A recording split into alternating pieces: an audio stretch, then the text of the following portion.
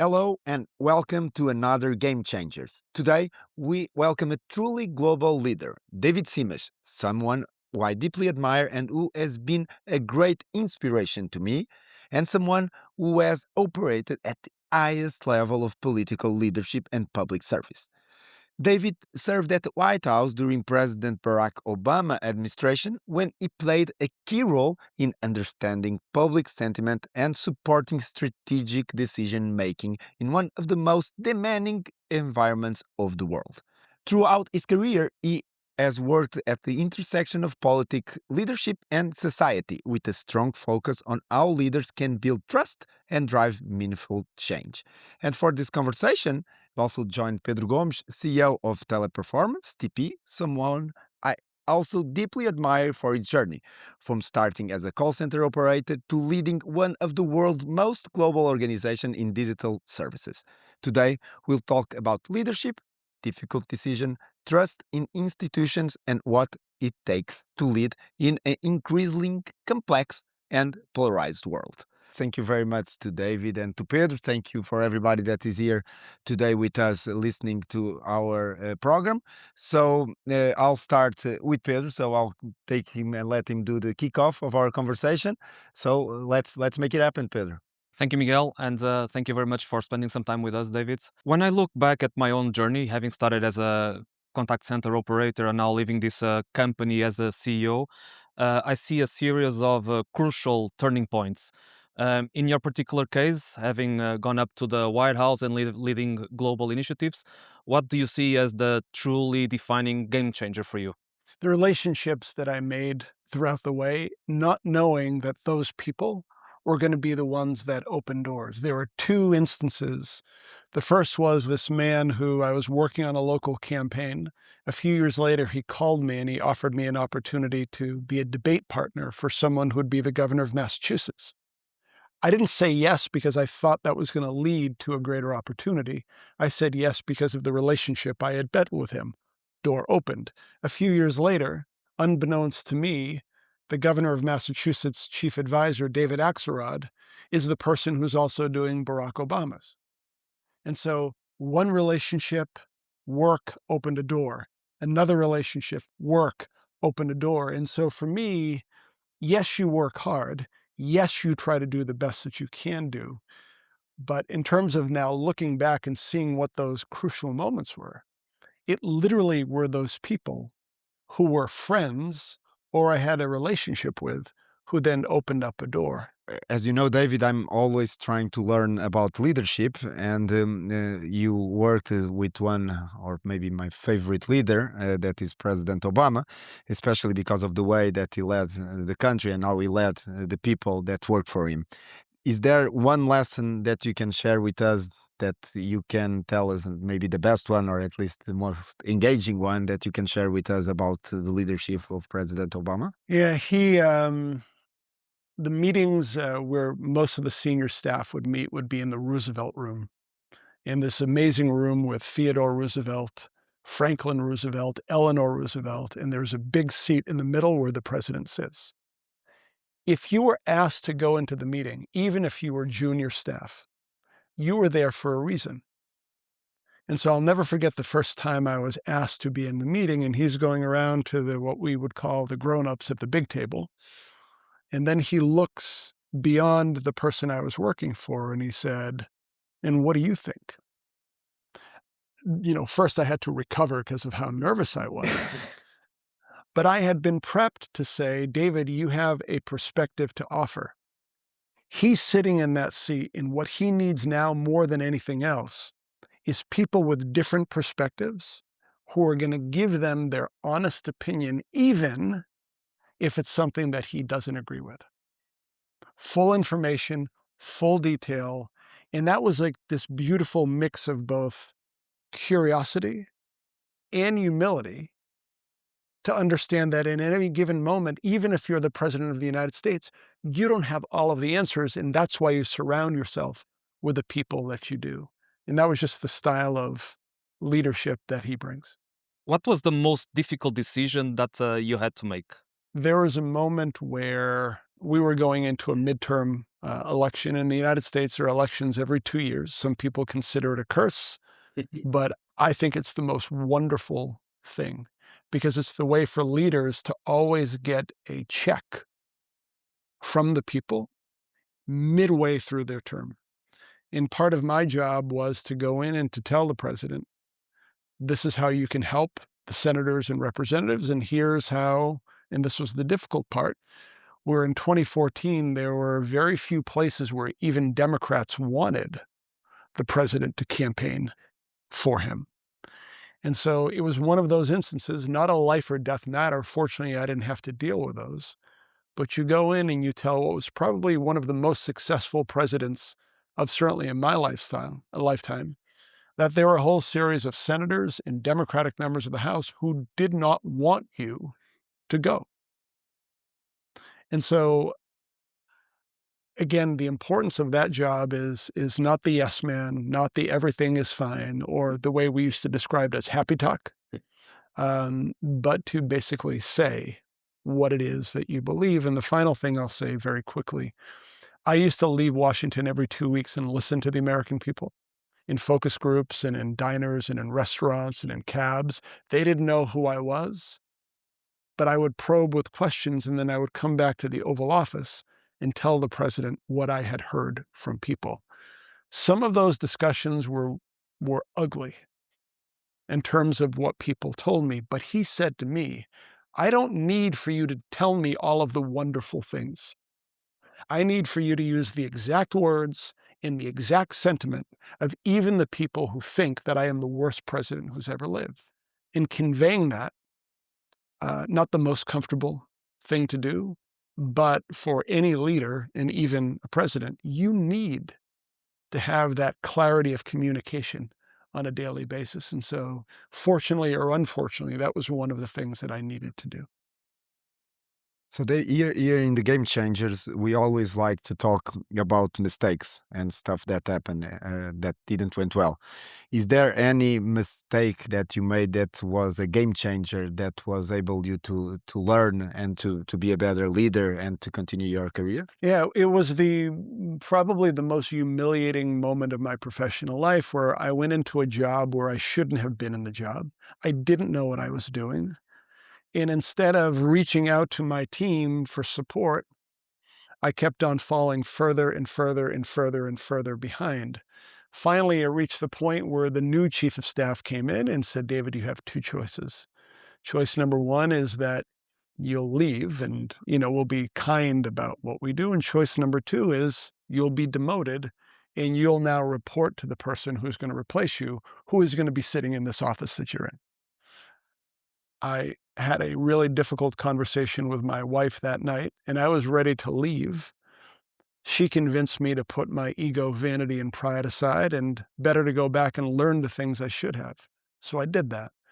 Long story short, 2 years later, because I decided to do that and take the demotion, because I stayed, I was then connected with the folks who were in the Obama White House, and that led to that position.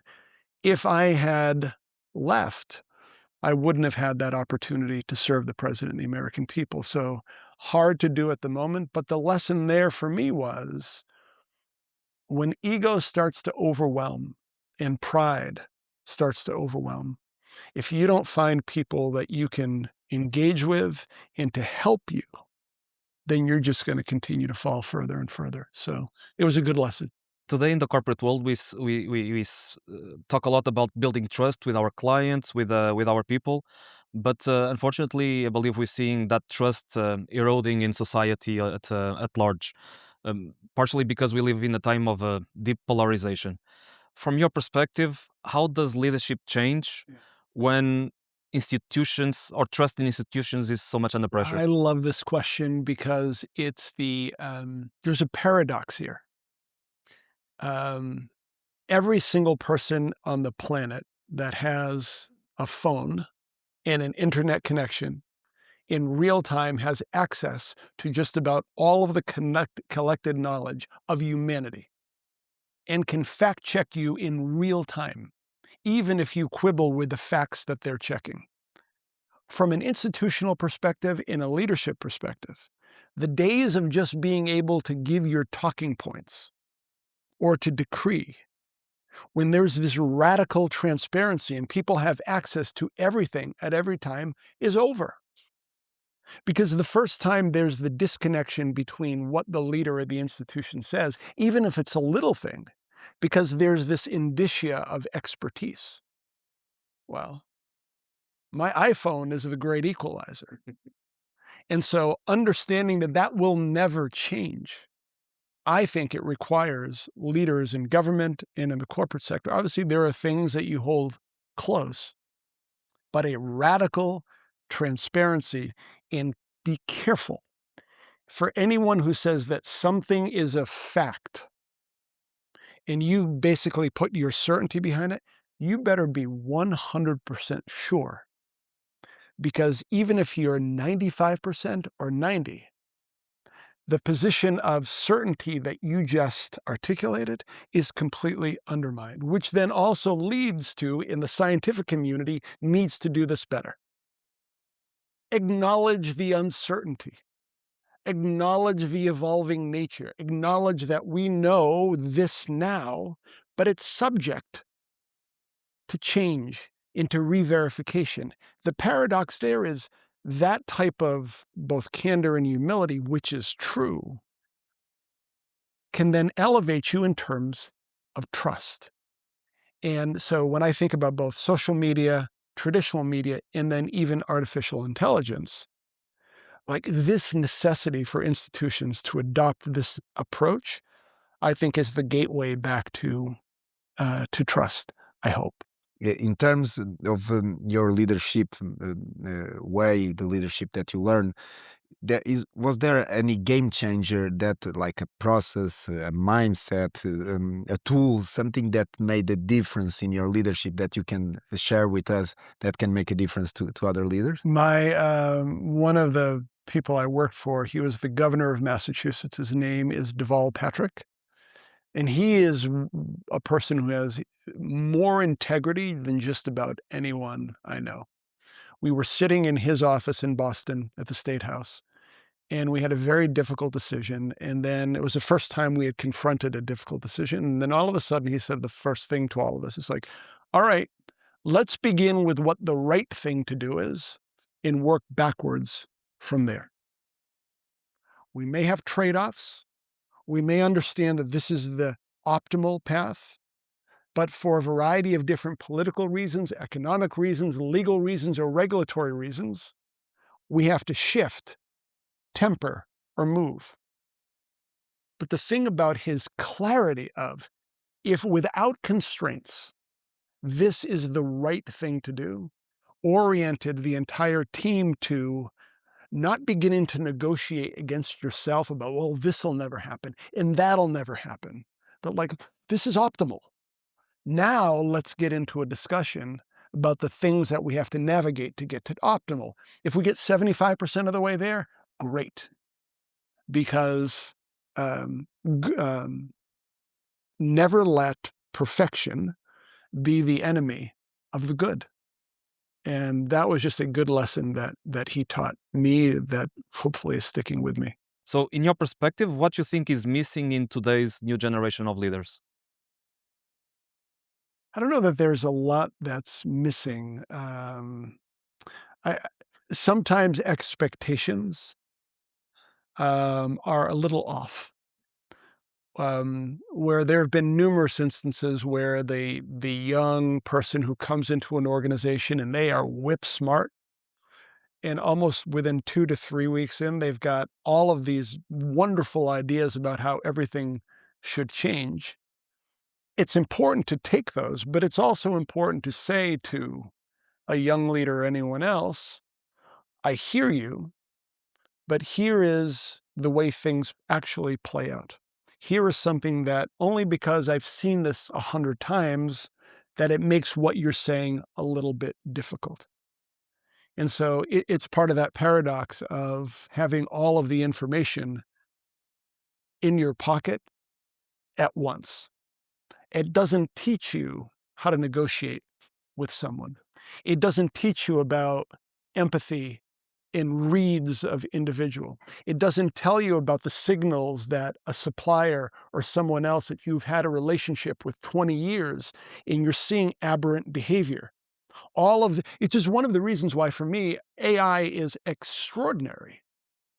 But it sets up these moments for like what is truly the essence of the way humans engage and add value is part of the things that especially young leaders need to have a little bit more time and engagement with.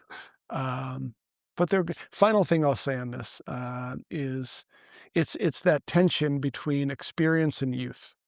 I have found myself, especially as I get older, which beats the alternative, that if I've seen something 100 times, it's almost like I go into a default that this is the way it's going to be. And you close off your eyes and mind to like the variant that creates the possibility. And then you've got the young leader who is free to imagine a world unconstrained, but doesn't have the benefit of those 100 repetitions to temper, which is why any good team, you try to mix and put age aside, but it's like a mindset of these two calibrating forces in play, which when that works, it is magic to see. So we are talking about the youth, and let's think about that you can talk with David Simas with 21, 22, starting to go to politics. Is there an advice that you'll give David or the Davids that are all around there and wants to go to politics or anything else? Yeah. But Don't be so arrogant. I'm telling you, and it's almost embarrassing how.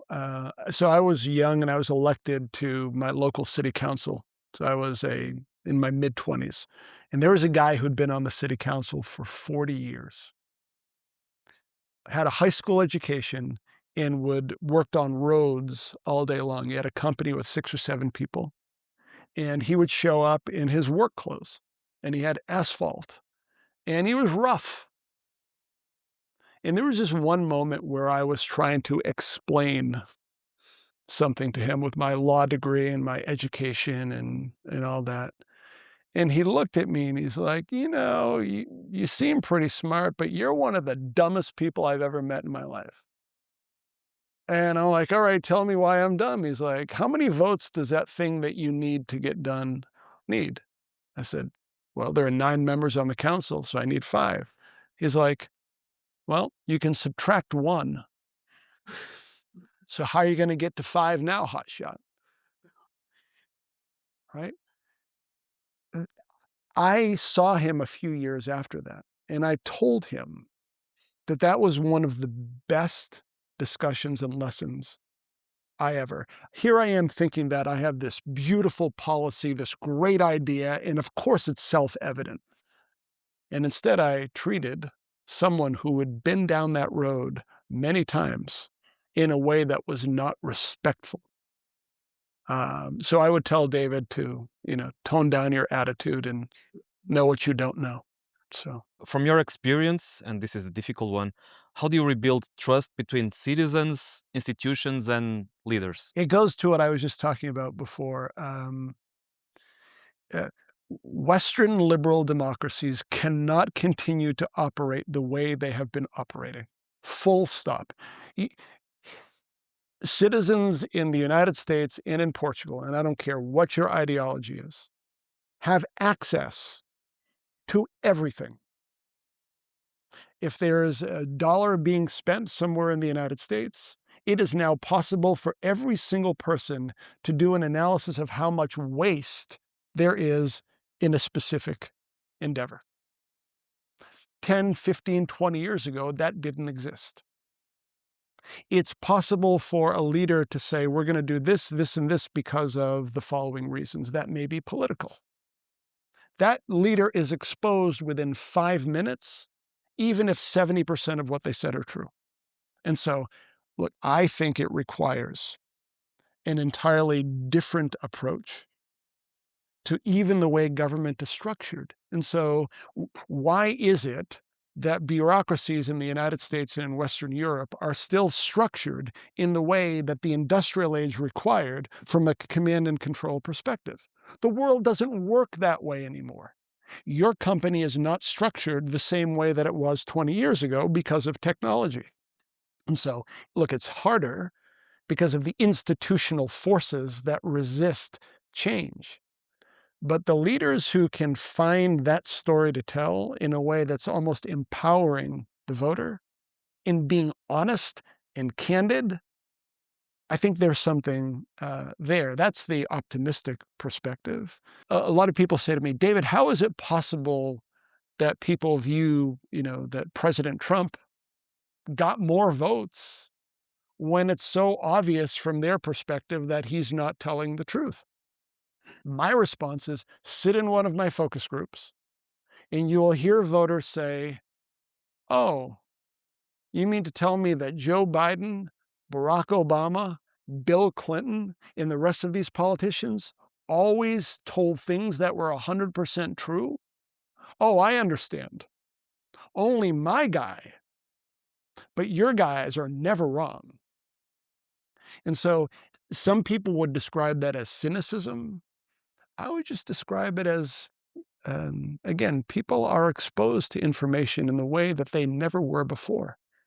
And so the precision you need to bring if you say that anything is a fact just changes the dynamic. What a time to be alive. That's true. So one last question, and we always close like that. So you talked a lot about a lot of things that changed the game, but what was the thing that was the game changer of your life, not your career? What changed? What changed it? Well, there are two things. The first is when my wife said she'd marry me. She's amazing. And then the second thing was the fact that two people com quarta class decided to leave everything behind. Family, friends, culture, language, everything. Hop on a jet plane to Boston and end up working in factories because of this crazy, crazy idea that they were going to build a life so that the children that they didn't even have would have more opportunity. I mean, that's heroic. And it just happens. It's one of the reasons why I am a patriot. I love the United States of America. I love the idea of it. That even with all of the things that we have, there are 1 million people per year to this day who do the same thing that my parents did. And then the final thing that I'll say about this that just applies to the Portuguese spirit. My father used to read me stories when I was a little boy, Histórias de Portugal, and the explorations and the courage and like going off into places where you've never been and you have no idea what's going to be on the other side because of a passion and a drive. And it just struck me a few years ago. I'm like, well, that was what they did in a way that made my life possible. And so it's family, friends, spouse, in a climate that creates opportunity to achieve what you possibly can and to change the game as much as you possibly can. So that's a big game changer. Thank you very much, David. It was a great conversation. Thank you very much, Pedro. Thank you very much of everybody that is there, and we'll see you next week on our Game Changer Talks. Thank you very much.